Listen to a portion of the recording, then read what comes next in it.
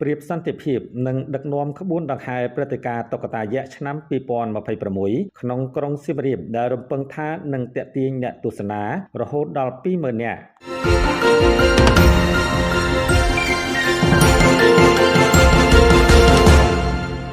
លោកអ៊ុនសវណ្ណអ្នកគ្រប់គ្រងគម្រោងតុក្កតាយក្សបានឲ្យដឹងថាព្រឹត្តិការណ៍ដង្ហែក្បួនតុក្កតាយក្សឆ្នាំ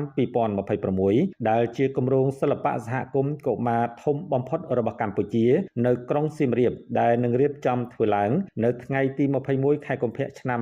2026ខាងមុខនេះហើយក្រុមការងារនៃព្រឹត្តិការណ៍ដង្ហែក្បួនតុក្កតាយក្សបានឲ្យដឹងថាតុក្កតារូបសត្វព្រាបដែលជានិមិត្តរូបអន្តរជាតិនៃសន្តិភាពក្តីសង្ឃឹមនិងមនុស្សជាតិនឹងដឹកនាំក្បួនដង្ហែសម្រាប់ឆ្នាំនេះលោកបានបន្តថាព្រឹត្តិការណ៍សម្រាប់ឆ្នាំនេះប្រារព្ធធ្វើឡើងក្រោមប្រធានបទក្បួនដង្ហែព្រៃដើម្បីអបអរសាទរសត្វព្រៃដ៏អស្ចារ្យរបស់ប្រទេសកម្ពុជាចាប់ពីប្រភេទសត្វល្បីៗរហូតដល់សត្វកម្រ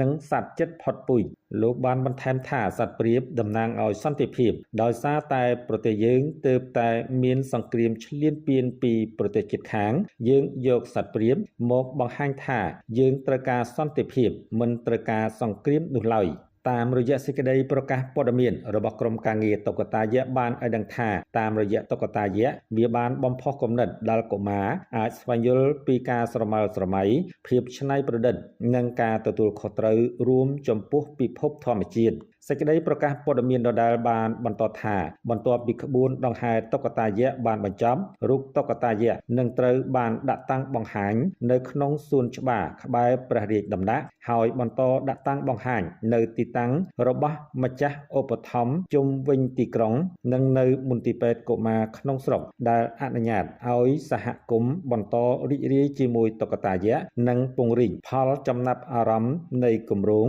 លើសពីមួយយប់សិល្បៈភាពច្នៃប្រឌិតវាជំរុញទំនុកចិត្តការបញ្ចេញមតិដោយខ្លួនឯងការធ្វើការជាក្រុមនិងមោទនភាពចំពោះបេតិកភណ្ឌវប្បធម៌និងធម្មជាតិដ៏សម្បូរបែបរបស់កម្ពុជាកិច្ចខិតខំប្រឹងប្រែងសហការរបស់ពួកគេបានបញ្ចប់ដោយក្បួនដង្ហែពេលយប់ដ៏រស់រវើកអមដោយតន្ត្រីករនិងអ្នកសម្ដែងដែលត្រូវបានគេរំពឹងថានឹងទាក់ទាញអ្នកទស្សនារហូតដល់20,000 នាក់